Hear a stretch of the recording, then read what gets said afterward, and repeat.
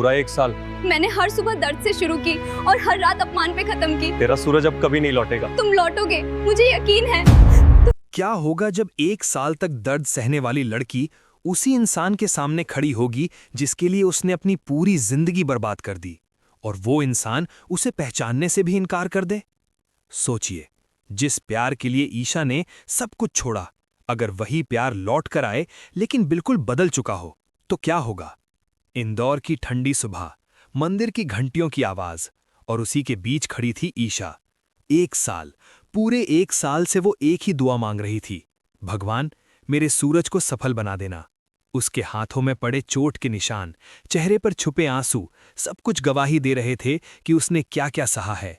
आकाश के जुल्म, हर रोज की बेइज्जती, और एक ऐसा रिश्ता जो सिर्फ नाम का था। लेकिन आज कुछ अलग था। आज उसकी आंखों में दर्द नहीं, उम्मीद थी। उधर शहर में हलचल मची हुई थी। नया आईएएस आया है, नाम है सूरज। लोगों की भीड़, मीडिया की नजरें, और एक शानदार गाड़ी इंदौर की सड़कों पर दौड़ रही थी। दरवाजा खुलता है और बाहर कदम रखता है सूरज। अब वो वही पुराना लड़का नहीं था, अब वो सिस्टम था, पावर था, कानून था। पहली पोस्टिंग इंदौर, और पहली ही ड्यूटी सीधे पुलिस स्टेशन। थाने के अंदर आकाश अपनी कुर्सी पर बैठा हुआ था। हंसी मजाक, अहंकार, वही पुराना अंदाज। तभी दरवाजा खुलता है, सूरज अंदर आता है, बिल्कुल सिंपल कपड़ों में। आकाश उसे पहचान नहीं पाता। अये, कौन है तू? ऐसे घुसाया, और फिर हंसते हुए बोलता है, नया चपरासी लग रहा है। बस अगला पल, ठाप, एक जोरदार थप्पड़, इतना तेज कि पूरे थाने में सन्नाटा छा गया। आकाश के दोनों कानों में सीटी बजने लगी, और उसकी आंखों के सामने अंधेरा छा गया। सूरज ने धीरे से अपना आईडी कार्ड निकाला। आईएएस सूरज वर्मा, और अब से तू मेरे अंडर काम करेगा। उस एक पल में आकाश का घमंड जमीन पर गिर चुका था। जो इंसान दूसरों को डराता था, आज खुद कांप रहा था। ये खबर हवा की तरह पूरे शहर में फैल गई, और उसकी गूंज सीधे पहुंची गुलाब हवेली तक, जहां ईशा खड़ी थी। जब उसने ये सुना तो उसकी आंखों में आंसू आ गए, लेकिन इस बार दर्द के नहीं, खुशी के। मेरा सूरज लौट आया। उधर सूरज सीधे अपने घर पहुंचता है। पूरा परिवार उसे देखकर खुशी से झूम उठता है। ताई जी, अरविंद, रिया, सबकी आंखों में गर्व था। और उसी खुशी में सूरज एक फैसला लेता है, आज रात एक ग्रैंड सेलिब्रेशन होगा। लेकिन उसने एक ऐसा नाम लिया जिसे सुनकर सब चौंक गए, यानी आकाश भी। रात होती है, गुलाब हवेली रोशनी से जगमगा रही थी। हर कोई तैयार, हर किसी के मन में एक ही सवाल, आज क्या होने वाला है? आकाश अपने परिवार के साथ पहुंचता है। उसके चेहरे पर डर साफ दिख रहा था, क्योंकि अब सामने वही सूरज था जिसे वो कभी कुछ नहीं समझता था। और फिर सीढ़ियों से उतरता है सूरज, ब्लैक सूट में, रॉयल अंदाज, और आंखों में एक ठंडा सा आत्मविश्वास।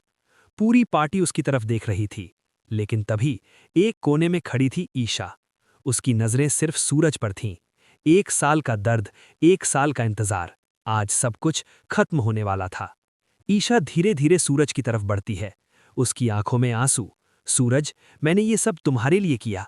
लेकिन सूरज ने उसकी बात पूरी होने से पहले ही अपना चेहरा दूसरी तरफ घुमा लिया, जैसे वो उसे जानता ही नहीं। ईशा के पैरों तले जमीन खिसक गई। सूरज, प्लीज मेरी बात सुनो। अब पहली बार सूरज उसकी तरफ देखता है, लेकिन उस नजर में प्यार नहीं था, सिर्फ ठंडापन था। तुम्हारे लिए या अपने लिए? ये शब्द सीधे ईशा के दिल में उतर गए। पूरी पार्टी में सन्नाटा, हर कोई बस ये देख रहा था।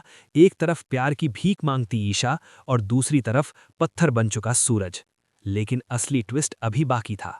सूरज अचानक माइक उठाता है, आज की पार्टी सिर्फ मेरी सफलता के लिए नहीं है। सब चौंक जाते हैं। ये पार्टी एक सच सामने लाने के लिए है। आकाश के चेहरे का रंग उड़ जाता है।